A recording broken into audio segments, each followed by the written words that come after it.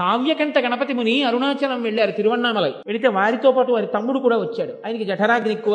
ఆ పిల్లాడు అన్నయ్య ఆకలిస్తోంది అన్నయ్య ఆకలిస్తోంది అంటున్నాడు. ఆ రోజున ఏకాదశి తిథి. అందుకని పాపం ఆయన దగ్గరున్న డబ్బులతో 1 డజనో 2 డజన్లో అరటిపళ్ళు కొన్నారు. వాడు అన్ని తినేశాడు. తినేసి ఇంకో గంట అవ్వలేదు అన్నయ్య ఆకలేస్తోంది అన్నయ్య ఆకలేసేస్తోంది అంటే ఆ రోజు ఆయన పాటించిన ఆచారం అటువంటిది. బ్రాహ్మణులు ఉన్న అగ్రహారానికి వెళ్లి ఇళ్ల ముందు నిలబడి భవతి భిక్షాందేహి అంటూ యాచన చేస్తున్నారు. అన్నం పెడితే తమ్ముడికి పెడదామని. ఆ రోజు ఏకాదశి.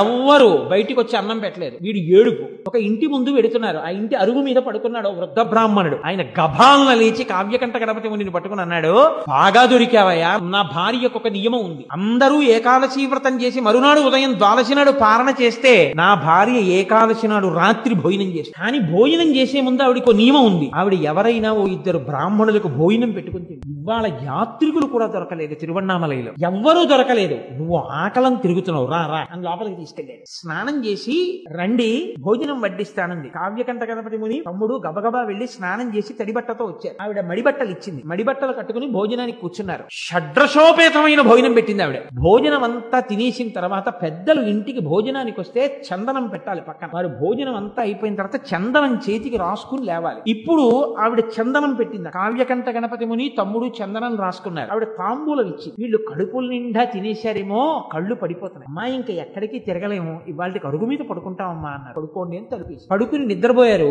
ఆ పడుకున్న నిద్రకి సూర్యోదయం అవుతుంటే తెలివొచ్చి ఇద్దరు ఒక్కసారి నిద్ర లేచారు.